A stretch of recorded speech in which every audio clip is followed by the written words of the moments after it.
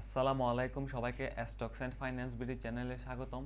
আজকের টপিক হচ্ছে basics of stock market for beginner part 2। এর আগেও আমি stock market for beginner part 1 একটা ভিডিও নিয়ে এসেছি। আপনারা চাইলে এই ভিডিওটি দেখার পর ওই ভিডিওটি দেখতে পারেন, আমি ডিসক্রিপশনে লিঙ্কটি দিয়ে দিব। সো চলুন আমরা আজকে টপিকগুলো কী কী তা দেখে নিই। প্রথমেই আমাদের টপিকের মধ্যে প্রথম পয়েন্টটা হচ্ছে মিউচুয়াল ফান্ড কি, এরপর হচ্ছে প্রাইমারি মার্কেট ও সেকেন্ডারি মার্কেট কি, আইপিও কি, ঘরে বসে শেয়ার কেনাবেচা করা যাবে কিনা, সার্কিট ব্রেকার কি, আন্ডার প্রাইস বা ওভার প্রাইস কি, পোর্টফোলিও কি, ডিভিডেন্ড কি, বোনাস শেয়ার কি ও লাস্ট রেকর্ড ডেট কি। সো আমরা ফার্স্ট টপিকটা হচ্ছে মিউচুয়াল ফান্ড কি। চলুন তাহলে মিউচুয়াল ফান্ড কি দেখা যাক। মিউচুয়াল ফান্ড কি? মিউচুয়াল ফান্ড এমন একটি ফান্ড বা স্কিম যেখানে আপনার আমার মতোই বিনিয়োগকারীদের কাছ থেকে পারস্পরিকভাবে টাকা নিয়ে মার্কেটের অন্যান্য সম্পদ যেমন শেয়ার, বন্ড বা অন্যান্য সিকিউরিটিজে আবার বিনিয়োগ করা হয়। এই মিউচুয়াল ফান্ডগুলো পরিচালনা করার জন্য প্রফেশনাল ফান্ড ম্যানেজার বা পোর্টফোলিও ম্যানেজার থাকে যারা অনেক শিক্ষিত ও অভিজ্ঞ এবং সেই সাথে স্টক মার্কেট নিয়ে প্রচুর জ্ঞান রাখে। এরা আপনার বিনিয়োগ করা টাকা মার্কেটের কোন কোন শেয়ার বা বন্ডে বিনিয়োগ করলে সবচেয়ে বেশি সুরক্ষিত এবং লাভজনক হবে সেটা নির্ধারণ করে থাকে, আর সেটাই তাদের কাজ। অ্যাকচুয়ালি মিউচুয়াল ফান্ডগুলো কাজ করে এরকম যে আপনার আমার থেকে টাকা নিয়ে, তারা একটা হিউজ অ্যামাউন্ট টাকা নিয়ে সেই টাকাটা অভিজ্ঞ পোর্টফোলিও ম্যানেজার নিয়ে, যারা স্টক মার্কেটে অনেক অভিজ্ঞ এবং প্রচুর জ্ঞান রাখে, তাদের মাধ্যমে এই যে আমাদের স্টক মার্কেটে বিভিন্ন শেয়ার এবং বন্ড বা অন্যান্য সিকিউরিটিজে বিনিয়োগ করে এবং সেই বিনিয়োগকারী থেকে যে একটা প্রফিট হয় সেটা আমাদের প্রদান করে। এবং মিউচুয়াল ফান্ডের একটা রুল অনুযায়ী এই ফান্ডের যে প্রফিট, তার প্রফিটের 70% আমাদের স্টক মানে মিউচুয়াল ফান্ড হোল্ডারদের 70% প্রফিটটা ডিভিডেন্ড আকারে দিয়ে ফেলতে হয়। সো সেক্ষেত্রে এক কথায় বলতে গেলে নিরাপদ বিনিয়োগের উত্তম পন্থা হলো মিউচুয়াল ফান্ড। এবং নতুন যারা আপনারা আছেন তারা প্রথমেই যদি স্টক মার্কেটে ইনভেস্ট করতে চান, প্রথমে আপনারা মিউচুয়াল ফান্ড দিয়ে শুরু করতে পারেন, কারণ এটা একটা নিরাপদ বিনিয়োগ। এর পরের টপিক আসা যাক, প্রাইমারি মার্কেট বা সেকেন্ডারি মার্কেট কি। প্রাইমারি মার্কেট মানে হচ্ছে প্রাথমিক বাজার।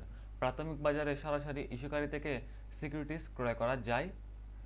এখানে কোম্পানিগুলো প্রথমবারের মতো বিনিয়োগকারীদের কাছে নতুন স্টক বা বন্ড বিক্রয় করে। মানে প্রাইমারি মার্কেটে আপনি ডাইরেক্ট কোম্পানি থেকে স্টক কিনবেন। এরপর হচ্ছে সেকেন্ডারি মার্কেট। সেকেন্ডারি বাজারে বিনিয়োগকারীরা অন্যান্য বিনিয়োগকারীর কাছ থেকে সিকিউরিটিজ ক্রয় বা বিক্রয় করে থাকে। উদাহরণস্বরূপ, আপনি যদি স্কয়ার ফার্মার শেয়ার ক্রয় করতে চান, তবে আপনি সেই বিনিয়োগকারীদের কাছ থেকে শেয়ার কিনবেন যারা স্কয়ার ফার্মার পরিবর্তে শেয়ারের মালিক। এখানে স্কয়ার ফার্মার লেনদেনে জড়িত হবে না।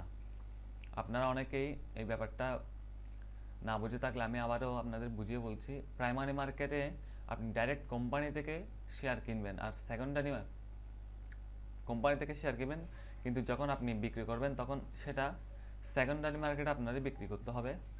মানে তখন আর আপনি সেটা কোম্পানিতে বিক্রি করতে পারবেন না। তখন আপনার মতো অন্য বিনিয়োগকারী যে ওই কোম্পানির শেয়ারটা ক্রয় করতে চায় তাকে আপনি কোম্পানির শেয়ারটি বিক্রি করবেন।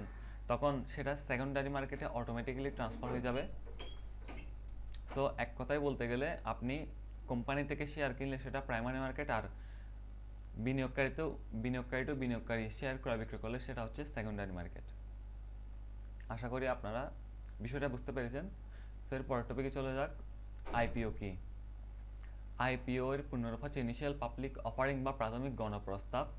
লিমিটেড কোম্পানিসমূহ মূলধন সংগ্রহের জন্য প্রাইমারি মার্কেটে শেয়ার অফার করে।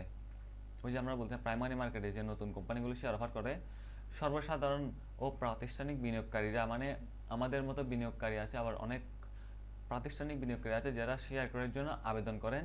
এই প্রক্রিয়াকে হচ্ছে আইপিও বলে। যে আপনি যে শেয়ার কিনবেন, ওই প্রতিষ্ঠানের শেয়ার কিনবেন, সেটার জন্য আপনাকে আবেদন করতে হবে, যেই প্রসেসটাকে আমরা আইপিও বলি। এবং আনুপাতিক হারে আবেদনকারীদের শেয়ার বন্টন করা হয়।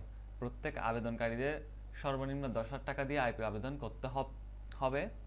এবং এই 10,000 টাকার আইপিও আবেদন করার জন্য আপনার বিও অ্যাকাউন্টে 20,000 টাকার বাজার মূল্যের শেয়ার থাকতে হবে নতুন নিয়ম অনুযায়ী। এরপরের টপিকে চলে যাই, যে ঘরে বসে শেয়ার কেনাবেচা করা যাবে কিনা। হ্যাঁ, আপনি চাইলে অবশ্যই ঘরে বসে শেয়ার কেনাবেচা করতে পারবেন।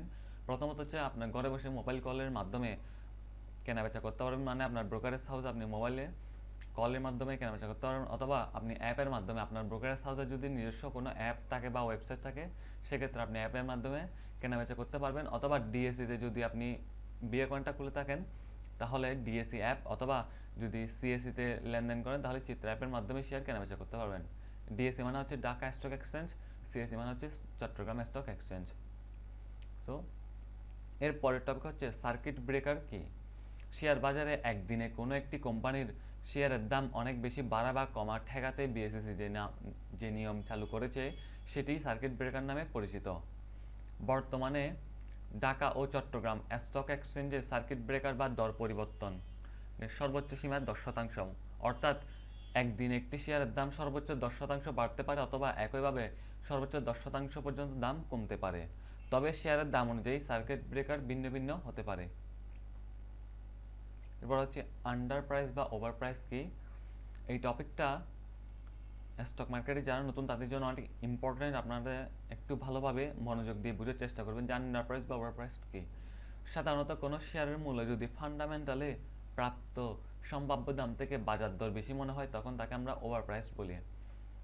আবার অন্যদিকে কোনো শেয়ারের মূল্য যদি ফান্ডামেন্টালে প্রাপ্ত সম্ভাব্য দাম থেকে বাজার দর কম মনে হয় তখন তাকে আমরা আন্ডার প্রাইসড শেয়ার বলি।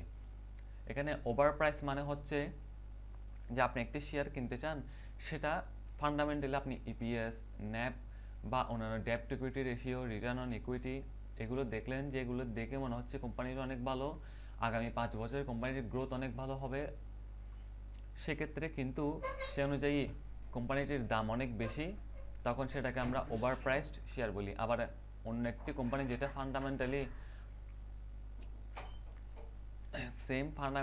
অনেক ভালো, যে ন্যাপ ভালো সেম, কিন্তু বাজার দর অনেক কম এবং ফিউচার গ্রোথও ভালো আছে, কিন্তু এখন বর্তমানে কোম্পানিটির শেয়ারের দাম অনেক কম, সেক্ষেত্রে সেই শেয়ারটিকে আমরা আন্ডার প্রাইসড শেয়ার বলি।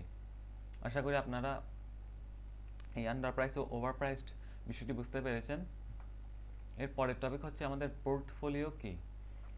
পোর্টফোলিও হলো একজন বিনিয়োগকারী যে শেয়ারগুলো কিনেছেন সেগুলোর সংমিশ্রণ, অর্থাৎ আপনার যত কোম্পানির শেয়ার রয়েছে সবগুলোর মিশ্রণ হলো পোর্টফোলিও।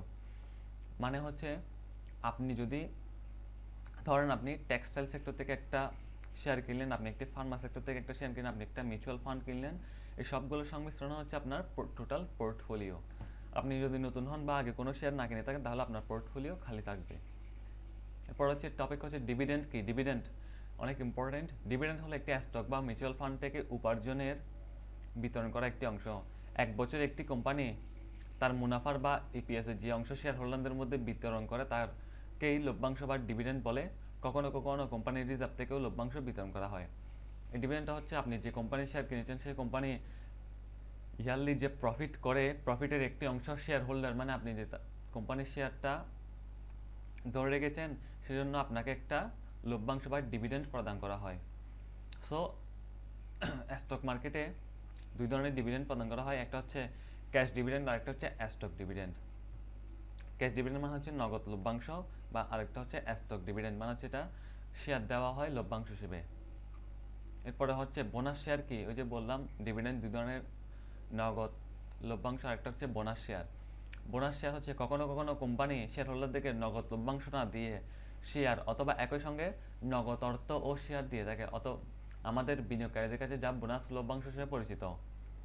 মনে করেন কোম্পানিটির প্রফিট যদি কম হয়ে থাকে সেক্ষেত্রে কোম্পানিটি নগদ লভ্যাংশ না দিয়ে শেয়ার দিয়ে থাকে, যা আমাদের কাছে বোনাস শেয়ার হিসেবে পরিচিত।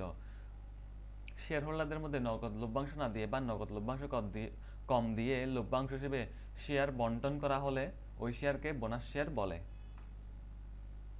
এরপর হচ্ছে রেকর্ড ডেট কি, আমাদের লাস্ট টপিক।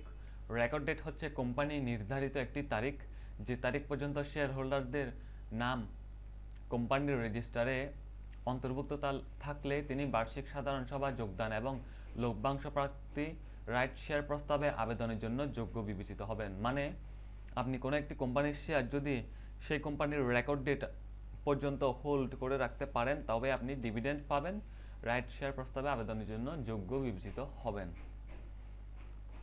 আশা করি ভিডিওটি আপনাদের ভালো লেগেছে। থ্যাঙ্কস ফর ওয়াচিং, এবং ভিডিওটিকে অবশ্যই লাইক করবেন আর অবশ্যই চ্যানেলটিকে সাবস্ক্রাইব করবেন এই ধরনের স্টক মার্কেট রিলেটেড এবং পার্সোনাল ফাইন্যান্স রিলেটেড ভিডিও পাওয়ার জন্য, এবং অবশ্যই নেক্সট ভিডিও কি চান তা কমেন্টে জানাবেন। ধন্যবাদ সবাইকে।